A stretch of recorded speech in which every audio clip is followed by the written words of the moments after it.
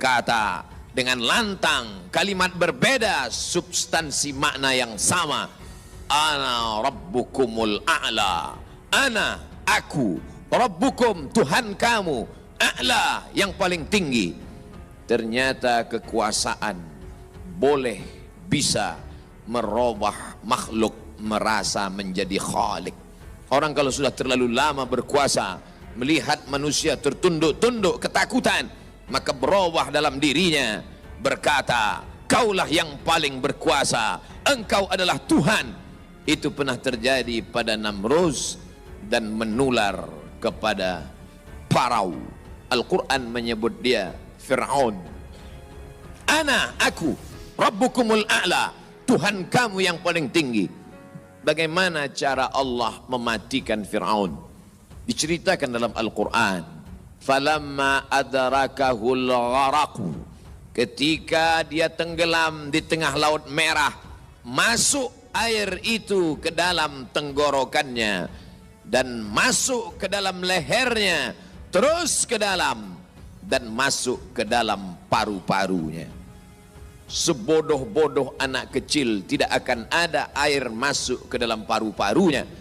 Anak kecil yang belajar minum, kalau sampai air masuk ke dalam saluran nafasnya, dia pasti akan tersedak. Tersedak adalah kuasa Allah. Kenapa? Karena ada saluran nafas, ada saluran minum. Udara tidak akan mungkin diisi air, karena kalau sampai air masuk ke saluran udara, maka hancurlah paru-paru. Allah ciptakan satu kuasa bernama tersedak. Tersedak adalah kuasa yang paling ringan. Anak kecil yang tak ada daya upaya pun pasti akan tersedak. Tapi Allah ingin menunjukkan kepada Fir'aun, jangankan untuk menggenggam dunia, jangankan untuk membunuh Musa, jangankan untuk mengejar Bani Israel, untuk tersedak pun kau tak kuasa, wahai Fir'aun. Apa yang terjadi? Fir'aun mati. Kenapa Allah mematikan Fir'aun dengan air? Kenapa tidak dengan batu? Kenapa tidak dengan petir yang menggelegar? Mengapa dengan air? Karena dulu bayi yang tak berdaya itu dihanyutkan ke tengah air. Wa auhayna ila ummi Musa, kami wahyukan, kami ilhamkan, kami bisikkan ke hati ibu Musa, susukan anakmu. Fa in khifti alaihi, kalau kau takut anakmu ini akan disembelih Fir'aun, fa alqihi fil yammi, hanyutkan dia ke sungai. La takhafi, jangan kau takut, wala tahzani, jangan kau sedih, inna radduhu ilaiki, kami akan mengembalikannya kepada engkau sesuai dengan cerita yang kami kehendaki. Waja'iluhu minal mursalin, dan kami akan menjadikan dia salah satu daripada rasul yang kami pilih. 5 di antara rasul itu, salah satunya adalah Musa alaihi salam. Musa, bayi yang tak berdaya, dicampakkan ke laut, dicampakkan ke sungai Nil, selamat. Bayi yang tak dapat berenang, bayi yang tak ada kuasa, bayi yang tak ada daya upaya, selamat di atas air. Tapi penguasa, raja di atas raja, segalanya bukti-bukti kuasanya sampai hari ini menjadi bukti. Satu di antara 7 keajaiban dunia adalah piramid yang dibangun oleh Fir'aun.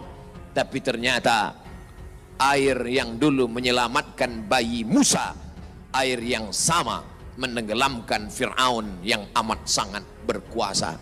Sekali lagi Allah ingin bercerita kepada manusia bahwa mudah bagi Allah melenyapkan makhluk-makhluk yang sombong, yang merasa diri gagah perkasa, manusia yang terkena penyakit amnesia, terlupa bahwa dia hanyalah makhluk, paru-parunya ciptaan Allah, udaranya titipan Allah, hembusan nafasnya dan tarikannya semua atas kuasa Allah. Mestinya dia berkata, la haula wa la quwata illa billah. Berakhir episode Fir'aun. Selesaikah dunia? Tidak. Muncul lagi mereka yang sombong-sombong. Macam-macam nama sejarah mencatat. Abu Lahab dengan bangganya berkata, sebelum Abu Lahab datang, datang lagi seorang pria perkasa dengan tentara bergajahnya bernama Abrahah. Dia ingin memindahkan Ka'bah. karena baginya bisnis di Makkah harus dialihkan. Nun jauh di Yaman, berseberangan dengan Laut Merah, menyeberang ke Afrika. Maka ini Ka'bah harus dihancurkan. Dia bawa pasukan bala tentara, sampai akhirnya pasukan gajah tidak ingin bergerak. Gajah makhluk Allah, binatang, tahu mengenal Allah Subhanahu wa ta'ala. Dia paksa gajah itu berdiri dengan pawang-pawangnya. Akhirnya gajah itu berjalan karena amat sangat terpaksa dan di bawah tekanan. Sampai akhirnya apa yang terjadi? Datang Abdul Muttalib membawa kunci Ka'bah. Dia serahkan kepada Allah. Dia katakan di depan pintu Ka'bah, inna lihadzal baiti rabban yahmi. Sesungguhnya Ka'bah ini ada Rabb, ada Allah yang menjaga dan memeliharanya. Bukan aku yang menjaganya, kuserahkan kepada penjaganya. Inna lihadzal baiti rabban yahmi. Sesungguhnya Ka'bah ini ada penjaganya, kuserahkan dia kepada engkau ya Allah. Apa yang terjadi? Fa arsalna alaihim tayran ababil. Kami kirimkan kepada mereka burung ababil yang dibawanya tarmihim, melontar, melempar mereka pasukan Abraha bergajah, bihijaratin, dengan batu-batu, min sijil, yang dipanaskan di atas api neraka. Apa yang terjadi pada pasukan Abraha? Faja'alahum ka'asfim ma'kul. Mereka seperti daun-daun yang dimakan ulat. Tahun peristiwa itu terjadi disebut dengan Amul Fil, tahun gajah, tahun kelahiran Sayyidina wa Maulana Muhammad sallallahu alaihi wasallam. Hari berganti, musim berubah, isi dunia sebenarnya itu-itu saja, namanya berbeda, tapi sebenarnya makhluknya itu-itu saja. Dia pernah bernama Namrus, dia pernah bernama Fir'aun, dia pernah bernama Abraha. Selesaikah dunia? Belum. Dunia terus berlanjut, melahirkan makhluk-makhluk. Ada yang rendah hati dan tawadu, ada yang zuhud dan ridha, ada yang mencari kemuliaan Allah, ibtigha'a mardatillah. Tapi ada yang dititipkan harta dan kuasa. Pertama dia merasa dia punya, lama-lama dia merasa alam semesta pun bersimpuh sujud di kakinya, karena dia lihat tidak lagi ada orang yang berani mendongakkan kepala, tidak lagi ada yang berkuasa, tidak ada lagi yang berani bersuara keras, lantang, semuanya ketakutan. Sampai akhirnya dia berkata dalam hati, aku adalah penguasa jagat raya. Kemana mereka semua? Mati. Ketika penguasa-penguasa dunia modern dengan kecanggihan teknologi berkata, kami bisa menangkal gempa. Gempa sebagaimana apapun kuatnya bisa kami atasi. Ternyata begitu ujian Allah itu datang, bangunan yang mereka bangun porak-poranda, hancur berkeping. Datang lagi satu penguasa berkata, kami yang paling banyak jumlahnya di atas dunia, kami yang bisa menguasai alam semesta. Mana itu Tuhan? Mereka tak pernah mengenal Tuhan, karena mereka adalah komunis, karena mereka adalah ateis. Bagi mereka agama itu hanyalah candu. Orang yang terkena narkoba bagi mereka sama dengan orang yang dimabuk oleh agama, karena bagi mereka agama ini hanya opium saja. Manusia yang stres, manusia yang depresi, lalu dia menjalankan agama. Agama bertentangan dengan komunis, agama bertentangan dengan keyakinan ateis. A tidak, T Tuhan, is keyakinan ateis, keyakinan yang meyakini tidak ada Tuhan. Mana itu Tuhan? Tidakkah kita melihat ucapan mereka sama seperti ucapan Fir'aun, yang keluar dari mulut mereka sama seperti yang keluar dari mulut Namrus? Mana kuasa Allah? Allah mengirimkan bakteri-bakteri kecil, kuasa itu pun roboh, hancur berkeping. Sehingga dengan istiqomahnya kita beribadah ini, kita boleh membezakan mana Al-Masih yang original, yang asli, mana Al-Masih Ad-Dajjal. Makanya tadi sebelum salam kita berkata, Allahumma inni a'udzubika min adzabi jahannam wa min adzabil qabri wa min fitnatil mahya wal mamat wa min syarri fitnatil masihid dajjal. Nanti di akhir zaman itu akan banyak pembunuhan. Dulu pun banyak juga pembunuhan, tapi tak banyak sekarang. Pembunuhan di Palestina sampai sekarang tak berakhir. Dulu imam-imam masjid, imam salat tarawih dulu di Masjidil Haram, Allahumma ansuril Islam wal muslimina fi Falastin. Dulu satu aja. Selepas itu bertambah, Allahumma ansuril Islam wal muslimina fi Falastin wa Suriah. Selepas itu bertambah lagi, Allahumma ansuril Islam wal muslimina fi Falastin wa Suriah wal Yaman. Diambil dari kita, diambil dari bab zuhurul fitan. Zuhur muncul, tampak, datang. Fitan jamak dari kata fitnah. Fitnah satu, dua fitnatan, tiga fitan. Diriwayatkan dari as-sahabi al-jalil, sahabat yang mulia bernama Abdurrahman, ayahnya Sakhar, kampungnya Daus. Nama lengkapnya Abdurrahman bin Sakhar ad-Dausi. Kerana selalu membawa kucing dipanggil Abu Hurairah. Nabi memanggil dia, ya Abahir, wahai bapak kucing. Ya Abahir, wahai engkau orang yang selalu membawa kucing. Hatinya lembut tak sampai hati dia menengok ada kucing tak makan, dia bagi makan. Abu Hurairah radhiyallahu anhu. Apa kata Abu Hurairah radhiyallahu anhu? Aku mendengar Nabi SAW bersabda, di antara tanda-tanda dekatnya hari kiamat itu adalah, dalam hadisnya ada 5. Yang pertama, yataqarabuz zaman. Zaman, masa, waktu makin pendek, makin singkat, makin tak terasa. Dulu nampak budak-budak, sekarang dah jadi mak budak-budak. Dulu nampaknya lama zaman masa ni, sekarang cepat saja. Dari pagi ke petang, petang ke pagi, pagi ke petang, petang ke pagi. Bahkan sekarang ada pula orang yang tak tahu petang, tak tahu pagi. Pagi tidur, petang tidur. Tak terasa saya ini sudah 8 kali datang ke Kuala Lumpur. Awal-awal sekali 2014, 2015, 16, 17, 18, 19, 20. Sudah kali yang ke-7. Saya datang setahun sekali saja setiap bulan Februari. Bulan Februari datang. Rupanya dah yang ke-7 kali. Bulan Februari. Ini saya bagi tahu supaya kita semua faham. Saya datang bulan Februari, supaya tak datang balik, datang balik, datang balik, datang balik. Sekali datang dari tarikh 2 hingga 9. Pusing, pusing, pusing, pusing, balik. Rupanya sudah kali ke-7, ke-8 kali datang menyampaikan tazkirah. Tak terasa. Dulu saya datang kemari belajar di UKM tahun 2003. Sekarang sudah 2020, 17 tahun. Tak terasa. Yataqarabuz zaman. Tanda-tanda kiamat, fitnah akhir zaman sudah dekat adalah yataqarabuz zaman, kata Nabi SAW. Waktu tak terasa. Tak terasa. Tak terasa dah engkau dah datang. Tak terasa waktu begitu cepat, engkau sudah datang saja nak menagih hutang.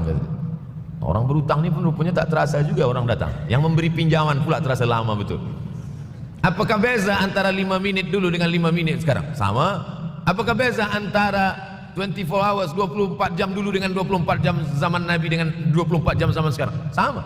Tak ada beza. Mataharinya sama, bulannya sama, buminya sama. Yang berkeliling mengelilingi matahari sama. Apa yang membuat berbeza? Apa yang membuat zaman itu yataqarabuz zaman? Ada hal-hal yang membuat kita sibuk. Dulu tak ada google.com, dulu tak ada Facebook, dulu tak ada Twitter, dulu tak ada BBM, dulu tak ada Instagram. Sekarang waktu habis. Bila kita tanya orang mana yang lebih lama, 5 minit atau 50 minit, semuanya sepakat mengatakan 50 minit lama, 5 minit kejap. Saya tanya 2 kali, pelajar-pelajar, penuntut-penuntut, mana yang lebih lama, 5 minit atau 50 menit? Semuanya berkata 50 menit lebih lama daripada 5 menit. Lepas tu saya balik, mana yang lebih lama, 5 minit menunggu azan maghrib bulan puasa, 50 minit status FB, Instagram. Oh, lebih lama 5 minit menunggu azan maghrib. 5 minit menunggu azan maghrib bulan puasa macam-macam mati jam. 50 minit hilang waktu tak terasa. Itu menunjukkan hadis Nabi itu, semakin saya baca hadis Nabi, makin kuat keyakinan saya, makin kuat iman saya, makin hilang keraguan saya bahwa yang berbicara ini bukan manusia biasa, tapi dia dapat wahyu dari Allah. Wa ma yantiqu 'anil hawa in huwa illa wahyun yuha, melainkan wahyu dari Allah Subhanahu wa taala. Yataqarabuz zaman. Masa begitu cepat berlalu tak terasa. Sebulan seperti sepekan, sepekan seperti sehari, sehari seperti sesaat. Akhirnya kita pun kehilangan waktu, habis. Saya Ustaz Abdul Samad, memang zaman ini tak terasa, cepat betul. Rasa-rasa kejap-kejap dah bulan Ramadan. Tak terasa baru saja Idul Fitri dah masuk pula lagi. Masya Allah, begitu cepatnya masa berlalu. Maka jangan sampai saya semakin saya baca hadis ini, semakin kuat keyakinan saya bahwa Nabi Muhammad SAW mendapat wahyu dari Allah Subhanahu wa taala, semakin kuat keyakinan dan keimanan. Kenapa? Seandainya Nabi berkata zaman nanti di akhir zaman itu semakin cepat, semakin dekat, semakin berlalu tak terasa. Tapi kemudian zaman yang kita lalui tak sama seperti yang dikatakan Nabi. Mungkin datang juga keraguan dalam hati, betulkah ini? Tapi ternyata 1441 tahun lampau, 1440 tahun yang lalu Nabi mengatakan, dan hari ini terbukti zaman begitu cepat berlalu. Masya Allah, tabarakallah. Hari inilah ditemukan internet, hari ini datang television, hari ini datang WhatsApp, hari ini datang yang melalaikan kita daripada Allah Subhanahu wa taala. Sehingga waktu datang sembang-sembang, cerita-cerita, tengok ini, update ini, tulis ini, tengok ini, pandang ini, habis waktu berlalu. Padahal waktu inilah yang akan ditanya oleh Allah Subhanahu wa taala. 6 kali Allah bersumpah demi waktu. Terbit fajar, wal fajri wa layalin nashr. Masuk waktu subuh, was-subhi idza tanaffas. Masuk waktu duha, wad-duha wal-laili idza saja. Masuk waktu siang, wan-nahari idza tajalla. Masuk waktu asar, wal asri innal insana lafi khusr. 2 kali Allah bersumpah demi waktu malam, wal-laili idza saja, wal-laili idza yaghsha. Kenapa hadis ini yang Ustaz bahaskan? Kami nak mendengar hadis tentang Dajjal dah lahir atau belum? Dajjal udah hadir. Mana bukti Dajjal udah hadir? Kurma bisan tidak lagi berbuah. Bila kurma bisan tidak berbuah, Dajjal dah nak datang. Kurma bisan sekarang sudah berkurang, tak berbuah. Lalu kemudian apa lagi? Ain Zuhar, mata air dari Ain Zuhar sudah kering. Sudah kering. Oleh sebab itu, tapi manakala dulu datang Habib Umar bin Hafiz, saya hadir majelis itu, adalah seorang bertanya, Habib, ya, Imam Mahdi dah lahir atau belum? Saya tengok Habib menjawab, sepertinya dia macam tak suka pertanyaan. Kata dia, kita tak perlu mencari-cari dia dah lahir atau belum, kampung dia di mana, dia lahir di hospital mana. Yang perlu kita siapkan adalah iman dan takwa pengetahuan kita, supaya kita jangan sampai terkecoh, supaya kita boleh membezakan mana hak, mana batil, mana betul, mana salah, mana lurus, mana bengkok, mana hitam, mana putih. Sehingga dengan istiqomahnya kita beribadah ini, kita boleh membezakan mana Al-Masih yang original, yang asli, mana Al-Masih Ad-Dajjal. Makanya tadi sebelum salam kita berkata, Allahumma inni a'udzubika min azabi jahannam wa min azabil qabri wa min fitnatil mahya wal mamat wa min syarri fitnatil masihid dajjal. Membaca, menghafaz 10 ayat di awal surah Al-Kahfi. Siapa yang menghafaz 10 awal ayat, hadis lain mengatakan 10 akhir, 10 awal 10 akhir, elok dua-duanya. Tapi Masya Allah, tabarakallah, anak-anak kita yang pakai jubah, pakai sorban putih ini, daripada tahfiz Quran, mereka tidak hanya menghafaz 10 awal 10 ujung, dari awal sampai ujung dia hafaz, 30 juzuk dia hafaz. Mudah-mudahan anak-anak kita penghafaz Al-Quran. Allahumma ja'al abna'ana wa banatina min hafazil Quran wal hafizat. Jadikan anak-anak kami menjadi para penghafaz Al-Quran ya Allah, supaya selamat dia daripada fitnah Al-Masih Ad-Dajjal. Tapi saya pilihkan hadis tentang yang 5 ini. Dengan 5 ini kalau kita amalkan, insya Allah Allah akan selamatkan kita dari fitnah akhir zaman ini. Yang pertama, manfaatkan waktu, kerana waktu di akhir zaman ini yataqarabus zaman, kerana waktu semakin dekat tak terasa hilang berlalu. Maka isilah waktu ini dengan ibadah. Jangan sampai ada waktu yang kosong. Duduk sejenak kosong, berselawat, Allahumma salli ala sayyidina Muhammad wa ala ali sayyidina Muhammad, Allahumma salli ala sayyidina Muhammad wa ala ali sayyidina Muhammad. Sempat-sempatkan ambil wuduk, solat duha walau 2 rakaat. Sempat-sempatkan sebelum tidur malam solat witir 3 rakaat, supaya tidur kita sentiasa dalam wuduk dan kita sempat solat witir. Andai mati kita malam itu, insyaallah mati dalam keadaan husnul khatimah. Usolli sunnatal witri 3 rakaatin lillahi ta'ala. Nanti malam jaga, tidak witir lagi, hanya tahajud saja. Sempat-sempatkan solat tahajud. Elok amat sangat baik solat wuduk 2 rakaat. Usolli sunnatal wuduk rakaatain lillahi ta'ala. Selepas solat wuduk, solat sunat taubat. Usolli sunnatat taubat rakaatain lillahi ta'ala. Selepas solat sunat taubat, solat sunat hajat. Usolli sunatal hajat. Selepas itu barulah solat sunat tahajud 8 rakaat. Nak tambah lagi 10, 12, 14, elok, tak salah, karena dia tiada batasan. Adakah sahabat Nabi yang melakukan ini? Ada. Qatadah bin Nu'man, dari selepas Isya sampai azan subuh. Imam Ahmad bin Ambal, dari selepas Isya sampai azan subuh. Bahkan mereka mengkhatamkan Al-Quran dalam tahajud mereka. Maka bahkan ada imam yang disebut dengan As-Sajjad, kerana banyak sujud kepada Allah Subhanahu wa ta'ala. Kerana akhir zaman ini godaan begitu besar. Dulu orang tengah malam tahajud, jam 2 malam, jam 3 malam dia bangun, kerana dia membaca hadis sab'atun yudhilluhumullah. Ada 7 golongan yang mendapatkan naungan Allah, yauma la dhilla illa dhilluh. Hari itu tak ada naungan kecuali naungan Allah. Rajulun, ada seseorang, zakarallah, dia berzikir dengan Allah khalian, di tengah malam tak ada manusia. Fafadat ainahu, menetes air mata. Maka yang pertama ini, jangan sampai kita kehilangan waktu, kerana waktu, al-waktu kasaif, waktu ini seperti pedang. Illam taqta'hu qata'aka, kalau tidak kau patahkan dia, Kalau kau dapat pedang, patahkan. Sebab kalau tidak kau patahkan, dia yang akan memotong engkau, mematahkan tulang-tulang engkau. Waktu ini kalau tidak kita manfaatkan, kita akan ditanya tentang waktu, kemana saja waktu yang sudah kau pakai. Inna sam'a, pendengaran, wal basar, penglihatan, wal fuad, hati, kullu ulaika kana anhu mas'ula. Semua akan disoal, semua akan diminta tanggung jawab di hadapan Allah. Kemana waktu yang sudah aku bagi dulu engkau pakai? Yang pertama nanti ditanya, la tazulu qadama 'abdin yaumal qiyamah. Kaki anak Adam tidak akan bergeser, tidak akan beralih dari tempat tegaknya pada hari kiamat hatta yus'al, sampai dia disoal, sampai dia ditanya. La tus'alunna yauma idzin 'anin na'im. Banyak yang akan ditanya nanti, tapi Nabi bagi tahu di antara yang akan ditanya dari sekian banyak nikmat itu 4. Yang pertama, an umrihi fima afnah. Umur kemana engkau habiskan? Hari ini ada anak-anak muda belia umurnya 17 tahun. 17 tahun habis menghafaz Al-Quran. 17 tahun habis iktikaf dalam masjid. 17 tahun habis berzikir, berjubah, bersorban, mengabdikan ilmu, berkhidmat kepada ulama. 17 tahun habis. Tapi ada pula yang dibalik, 71 tahun habis. Rumah, office, kopi, rumah, office, kopi, rumah, office, kopi, batuk, mati, habis. Nah, apa yang dapat kita bawa menghadap Allah SWT? Yang pertama, yataqarabuz zaman. Yang kedua adalah wa yanqusul ilmu. Ilmu semakin berkurang. Kalau sudah ilmu berkurang, apa yang bertambah? Jahil. Kalau ilmu bertambah, jahil berkurang. Kalau ilmu berkurang, jahil bertambah. Mana ada orang jahil cakapnya didengar orang? Saya dulu awal-awal membaca hadis ini, wa yanqusul ilmu. Ilmu berkurang, jahil bertambah.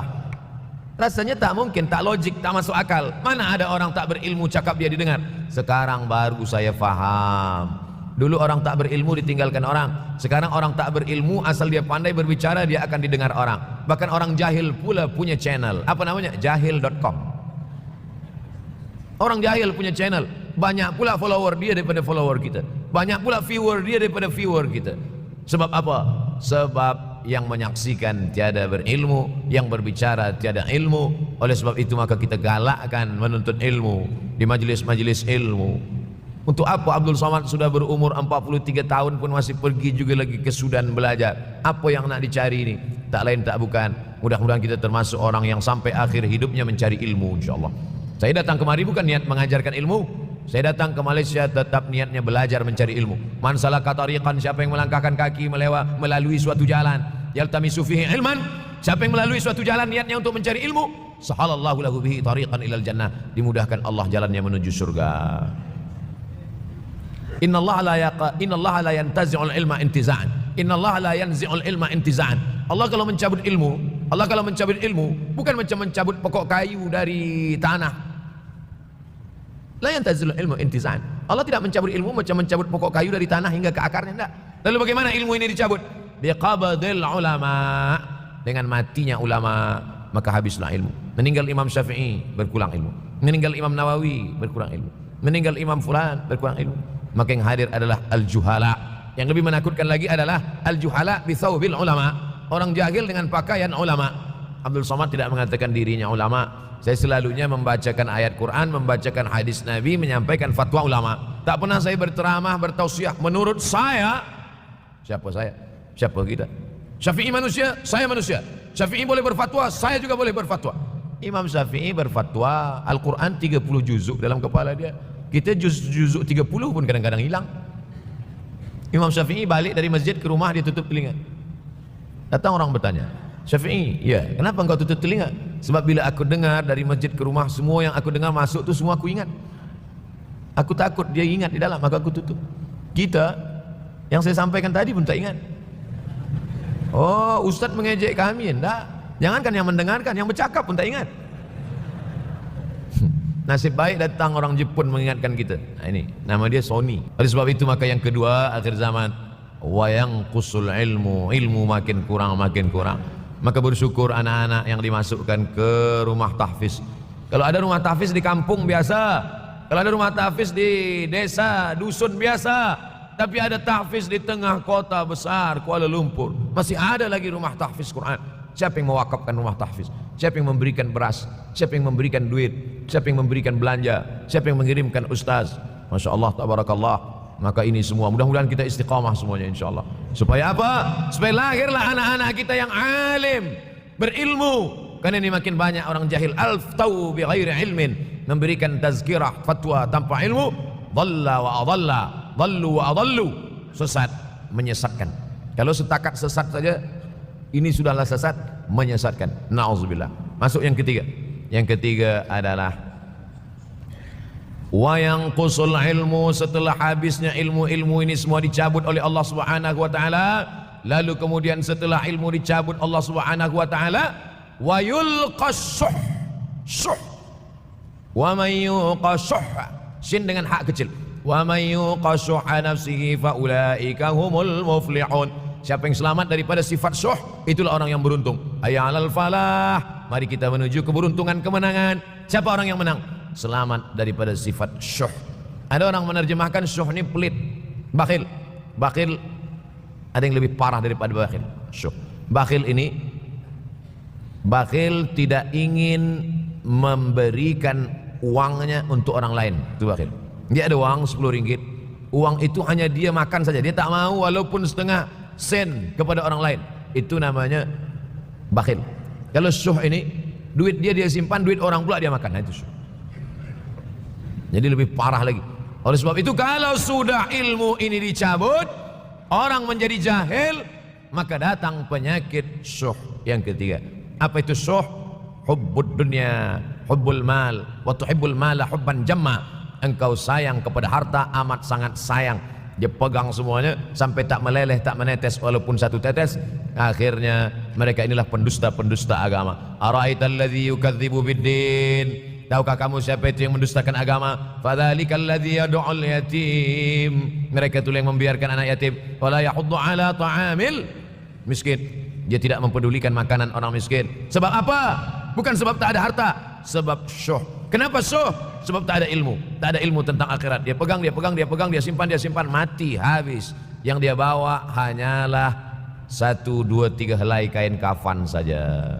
Itulah mengapa Sultan Turki, Sultan Muhammad Al-Fatih, Sultan Abdul Hamid. Coba tengok gambar Sultan Muhammad Al-Fatih, Sultan Abdul Hamid Turki dulu.